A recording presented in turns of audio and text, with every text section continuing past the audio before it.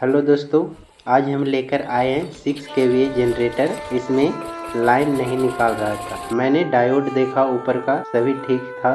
फिर नीचे का देखा मैंने, वो भी ठीक था। सभी वायर को चेक किया तो जो पतला वाला वायर रहता है वो नहीं बता रहा था। तो मैंने इसे बॉडी को खोला तो देखिए पतला वाला नहीं बता रहा है। तो इस कॉइल को खोलेंगे और इसके साथ मोटा वाला को भी खोलना पड़ेगा, क्योंकि मोटा और पतला दोनों एक साथ रहता है। तो यहाँ पे आपको बता दें जानकारी के लिए कि जो मेरा रहता है मोटा वाला तार, वो 3 तार मिलाकर 50 टर्न बनाया जाता है, और पतला वाला जो रहता है 24 नंबर का, वो 1000 टर्न या उससे 100 प्लस रहता है। तो चलिए इसको बारी बारी से सभी कॉइल्स को खोल के फिर चेक करेंगे कौन सा कॉइल में दिक्कत है।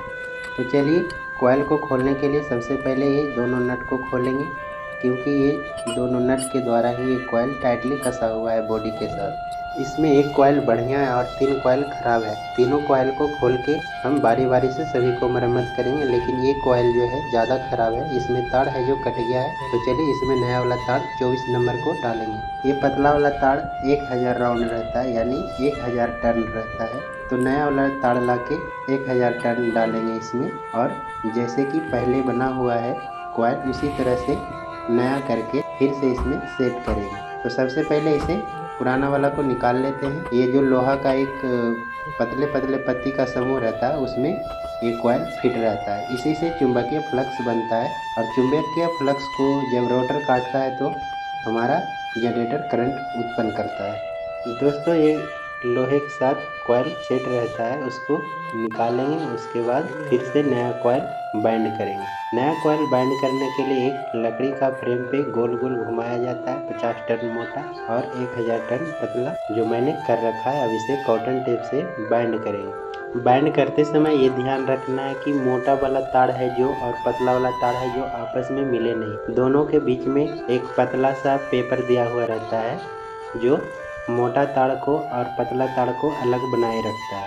कॉटन टेप से तीर तीर के इसको टाइट करके बांधा जाता है, ताकि बाद में खुले नहीं और आपस में मोटा और पतला तार कभी टकराए नहीं।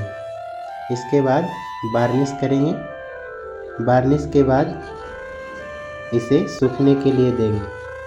सुखाने के बाद फिर से जिस तरह से पहले सेट था उसी तरह से फिर से सेट करेंगे। दोस्तों, वार्निश करना जरूरी है। वार्निश करने से स्ट्रेंथ मिलता है, तार लंबे समय तक चलता है और जल्दी ये कॉटन टेप सड़ता नहीं है। वार्निश करने के बाद हम सभी कॉइल को सूखने देंगे, सूखने तक इंतज़ार करेंगे। उसके बाद फिर से इस लोहे में सेट करेंगे। लोहा में सेट करने से पहले लोहे पे ये पेपर का जो शीट है इसको अच्छे से इस पर चढ़ाएंगे। उसके बाद ही कॉइल को डालेंगे। अगर ऐसे कॉइल को डालेंगे तो कॉटन टेप है जो फट जाएगा और तार छिल जाएगा। तार छिल के बॉडी में टच हो जाएगा, क्योंकि ये बॉडी से कसा हुआ रहता है, और हमारा ये लाइन आने लगेगा बॉडी में। अगर लाइन बनाता है तो ज़्यादा चांस है कि लाइन नहीं बनाएगा, जिसके कारण हमारा बनाने का कोई तात्पर्य नहीं रह जाएगा। तो चलिए अच्छे से सावधानी से इसमें कॉइल को सेट करना है। फिर पीछे से कागज़ को देकर ये पेपर इस तरह से सेट कर लेना। उसके बाद बॉडी को साफ़ करके देना है। अगर बॉडी को साफ़ नहीं करेंगे तो क्या होता है कि थोड़ा सा भी ऊंच नीच होता है तो ये सेट नहीं होता है। इसका आर्मेचर है जो बच जाता है और घूमने नहीं देता है। जैसे पहले कसा हुआ था ठीक उसी तरह से नया वाला कॉइल को भी कस रहे हैं। इसको कसते समय ये ध्यान रखना होता है, जहाँ से जो कॉइल खुला था वहीं पे जाएगा।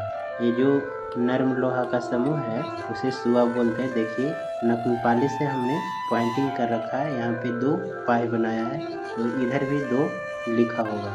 सामने सामने कसना है, नहीं तो उल्टा पुल्टा होने पे राउटर घूमता नहीं है और जल्दी ये ठीक भी नहीं होता है, बहुत परेशानी में पड़ा देता है।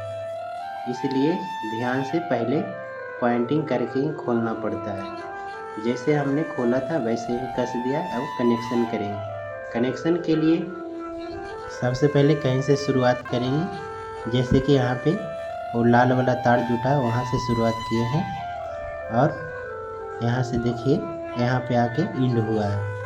तो एक तरफ नॉर्थ चलना है और एक बार साउथ चलना है। इस तरह से एक बार सीधा और एक बार उल्टा जोड़ते हुए जितना कॉइल है सभी को कनेक्शन कर लेना। उसके बाद अंत में 2 पॉइंट बचेगा। यहाँ पे मोटा वाला 2 बचा है और 2 पतला वाला। जो पतला वाला है वो पीला वाला है।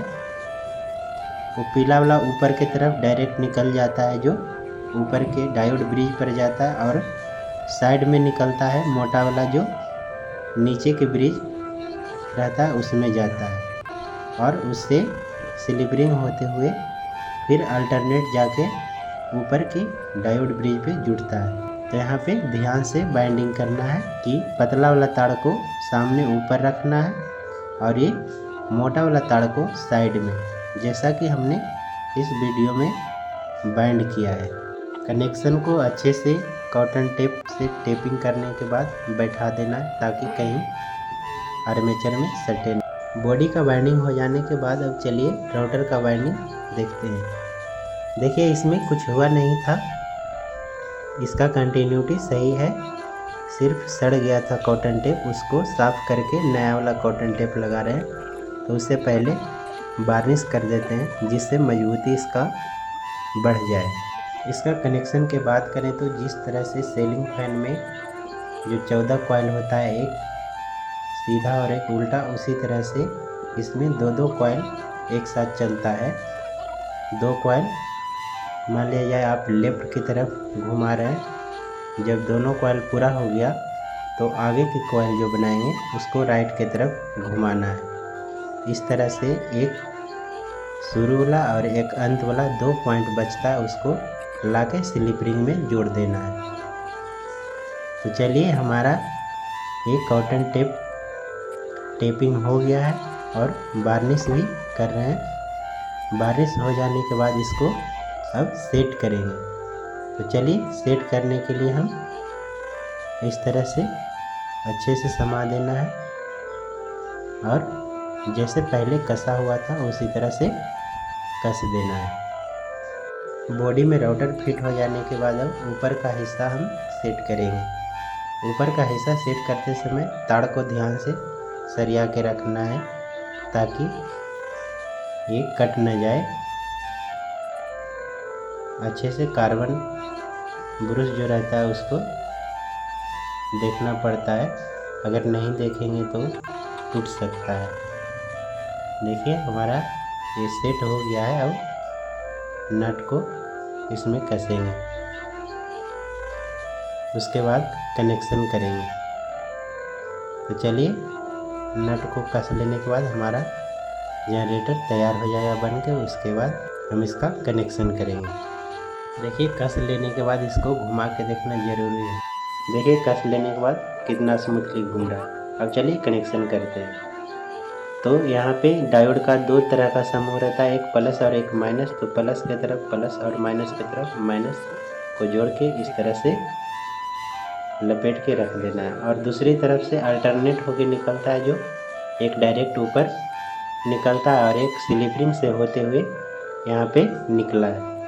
ये हमारा जो है पतला वाला वायर है, इसको एक इस कोने पे और एक उस कोने पे जोड़ना है। और ये लाल वाला जो प्लस है हमारा, तो ये प्लस के तरफ डायोड का जो दोनों सिरा है वो प्लस रहेगा इधर और उधर माइनस। इस तरह से कनेक्शन कर लेने के बाद हम इसे इंजन पे सेट करेंगे। तो चलिए पूरा टाइटली कस लेना है, अगर लूज रहेगा तो ये हमारा डायोड को उड़ा देगा, यानी डायोड हमारा डैमेज कर जाएगा, इसलिए इसे टाइट करके कसना है। अच्छे से टाइट कर लिया। अब सभी ढक्कन को सेट करके अब हम जनरेटर पे चढ़ा रहे हैं। जनरेटर पे अच्छे से चढ़ाना है ताकि गुड़ ऊपर न गिरे। इस तरह से सेट करके अब हम इसे स्टार्ट करके आपको दिखाएंगे कि हमारा ये जो जनरेटर बन के तैयार हुआ ये प्रॉपर लाइन दे रहा है या नहीं। तो ये हमारा इंजन स्टार्ट हो गया। अब ये बल्ब देखिए जलने लगा। हमारा ये जनरेटर बन के कंप्लीट हो गया। हमारे वीडियो में बने रहने के लिए आपको धन्यवाद। चैनल को सब्सक्राइब करें एवं शेयर जरूर करें। ये देखिए हमारा वोल्टेज जो पहले 120 दे रहा था, आदर्श वोल्टेज वही दे रहा है। थैंक यू, धन्यवाद।